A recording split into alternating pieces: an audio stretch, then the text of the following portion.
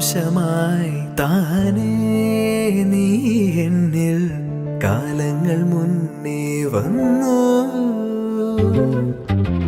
ആത്മാവിനുള്ളിൽ ഈറൻ തൂമഞ്ഞായി തോരാതെ പെയ്തു നീയേ. പൂവാടി തേടി പറന്നു നടന്ന ശലഭമായി നിൻ കാൽപ്പാടു തേടി അലഞ്ഞു ഞാൻ. ആരാരും കാണാ മനസ്സിൻ ചിറകിലൊളിച്ച മോഹം പൊൻപീലിയായി വളർന്നീതാ.